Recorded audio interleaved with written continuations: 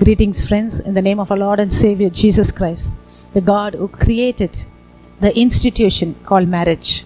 We have been learning in a series of teachings how to pray God's word, how to take God's word and pray the exact word for the exact situation.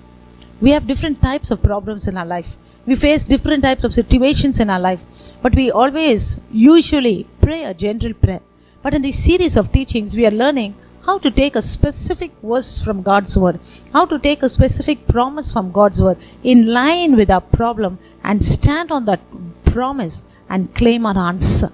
Okay? Talking to the problem, talking to the devil of what God says about our problem, and reminding God, talking to God, His word about what it says about the particular problem in our life. And right now, we are studying on a subtopic about praying for our marriage.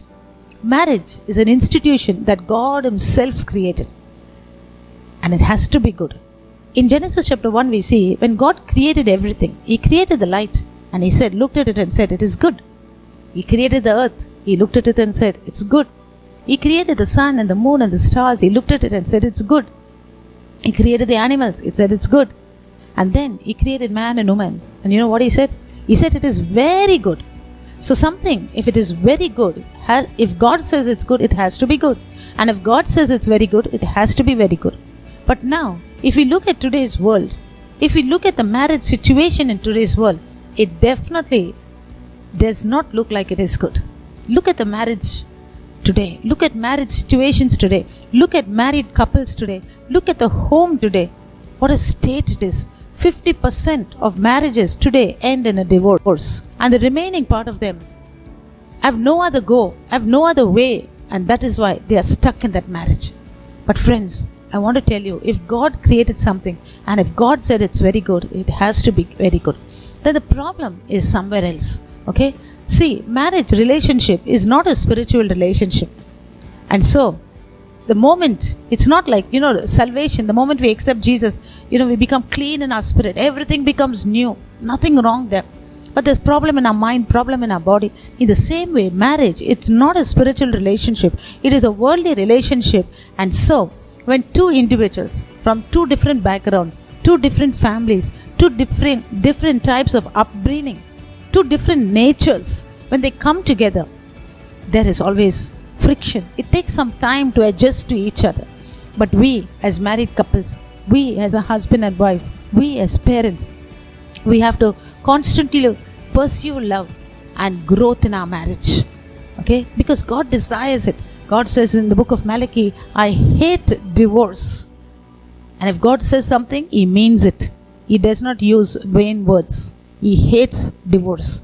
Take time for one another. Okay? Speak gently and love passionately. Every day we pray. I pray. As a church we pray. God, all these people we got them married through this church. Our spiritual children, we pray that God will bless their marriage. And so, it is our duty as married people to pray for our marriage. To pray that love will pursue in our marriage. To pray that we will continue to live a happy married life. Because you know what? Why we have problems? Anything that God creates, I said, anything that God creates, the devil always wants to manipulate. The devil wants to destroy. We learned in our first episode on praying for marriage, in John chapter 10 and verse 10, the devil, he comes. You know why? To kill, to steal, and to destroy. He wants to destroy our marriage. But God comes and He gives life. We learned that verse, and I exhorted you, I encouraged you how to pray that. Say, Lord, I pray for life, Lord. Life in my marriage, Lord. Father God, nothing can kill our marriage, destroy our marriage. Today, we are going to continue to pray. Another 5 verses I'm going to show you of how to pray for our marriage. In Genesis 2 and 18, God said, I'm going to create a helper that is comparable. Okay? We both, husband and wife, we are not in competing with each other, but we are completing each other. Many a times, in certain areas, the wife is more talented than the husband. In some areas, the husband is more talented than the wife. That does not mean that, we have to compete with each other. But God puts us together like that so that we can complete each other. That is why, mostly you see, as we learnt in science, the law of Newton, it says, unlike poles attract each other. If there is some dish that I don't like, my husband likes it. In some areas, I am very orderly and he is just casual. In sometimes, he is very jovial, but I'm on little on the serious side. But, this, completes us. So now we are going to, I'll teach you one verse, that is Ecclesiastes chapter 4 and verse 9 and 10. It says, two are better than one. If either of them falls, the one will lift up the other. What a beautiful verse. This is talking about us. Okay, we can apply it to ourselves. Have you ever noticed in a family, in a home, usually the husband and the wife, at the same time, they don't get sick and lie down. I've noticed that. If the husband is sick, the wife is healthy. She takes care of things. If the wife is sick, the husband is healthy. Okay, we two are better than just being one. So pray and say, God, make us, Lord. Father, we are two, Lord. Make us healthy. Help us to be strong. Pray for each other. Help each other. Complete each other. Support each other. When one is weak, the other has to support them. You just imagine your marriage is like a running race. When one person falls down, lift them up. Help them to run. Keep running. And that is how the marriage keeps going. Okay? Marriage is so, it's a thrilling experience. It's a joyful experience. But at the same time, it has had lots of hardships. Because you have to learn to adjust to the one that comes into your life. Certain times you have to make some sacrifices. Certain times you have to, let go certain things. Certain times you have to add certain things. So it's hard, okay? But it's not impossible, okay? So the next verse I want to tell you is Psalm 122, verse 7.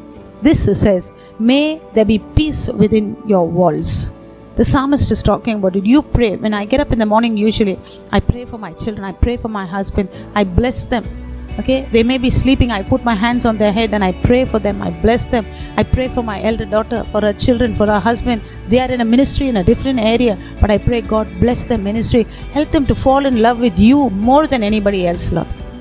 Because if our children, if our husband, if our spouse can love Jesus first in their life, everything else will fall in place.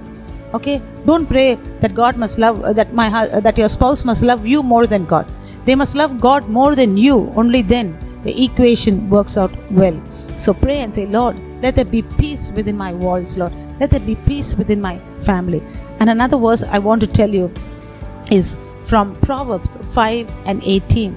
It says, may your fountain be blessed and may you rejoice with the wife of your youth. Friends, this is very important. Even as we get older, we have to remember and pray, Lord, I took a hand. I held her hand when she was 18. I held his hand when he was 20. God, from that day, we started our life. Even as we grow older, let us, learn to love each other more and more. Many people ask me, is love marriage right or arranged marriage? For people around the world who are watching me and do not know what an arranged marriage is, in India, usually the elders, the parents or the guardians in the house, they find a match. They find a boy or the girl. Okay, they find the bride or the bridegroom, and all the girl or the boy has to do is say, okay, look at the photo or look at the person and just give their approval to say whether they like the girl or like the boy. Okay, and then the marriage proceeds. They don't go around, falling in love and running around bushes and sitting in the parks. They don't, so that is the difference in India between love marriage and arranged marriage. So they ask me, which is right, love marriage or arranged marriage? Okay, and I tell them usually, we are living in the 21st century, millennium age. Our children are not living inside the walls of our house. Maybe as parents, we live like that. But our children go out, they go to school, they go to college, they go to work, they see people, meet people. Maybe they like somebody. I want to tell you, okay, it's not wrong to like somebody, but make sure you tell your parents about it, inform your parents about it. Let your parents check out the person that you're talking about, check his background, check his family, and get married with the approval of your parents. And then another thing is, okay, more than falling in love and getting married, it is getting married and falling in love. That is what we practice in India, in Eastern countries. Okay, so this verse says, rejoice with the wife of your youth. That is Proverbs 5 and 18. Pray and say, God, as we get older, Lord, both the spouses, okay, pray and say, God, help me to love my wife more. Help me to love my husband more. Physical changes may take place, okay, but that does not mean that your love should reduce. In fact, it should grow more and more, okay. The next verse I want to tell you is Ephesians 5 and 21. It says here, submit to one another out of reverence for Christ. Usually when we go to a marriage ceremony, when we hear the pastor starting his message on marriage, the first thing usually we hear is, okay, he starts from Ephesians chapter 5, and he would go straight to verse 22 and say, wives, submit to your own husbands. But the Bible was not written in chapters, it was not written in verses. So it was just a letter to the Ephesian church. And when you read a letter, you don't read, bit by bit and, verse by verse, to line by line. You don't read 5 lines and say, okay, tomorrow I will read the remaining 5 lines. You read it through. So we have mistaken, because we have chapters and verses, we have divided it. So we don't read verse 21 of chapter 5. We straight away start from verse 22. And we think only wives must submit to their own husbands. But actually, the previous verse, it says, submitting to one another in the fear of God. Here, he's talking about the church. He's talking about spiritual children. He's talking about the spiritual relationship between God and the church. And he's advising us to submit to each other. Okay, so in a way, it's not like only the wives submitting to the husbands. You have to submit in areas, both husband and wife, to each other. But then he specializes in certain things and says here, he says, wives, submit to your own husbands as to the Lord. Why? And he says here, husbands, love your wife. Notice, Paul did not advise the wives to love their husbands. And he did not advise the husbands to submit to their wives. Because love comes naturally to a woman. Especially when she becomes a mother, the motherly love naturally comes to a woman. So you don't have to teach a lady to love, a woman to love. That comes naturally. But submission, that is a big question mark, whether women could submit. Same way, husbands, okay, to love, to express their feelings, it's quite hard. Okay, especially Eastern men, it's very hard for them, when the wives serve them a meal, to say thank you. Have you ever noticed any person like that? They are not expressive. They don't express the love. Once they get married, that is it. They think it's a natural duty of a wife to serve food on the table for her husband.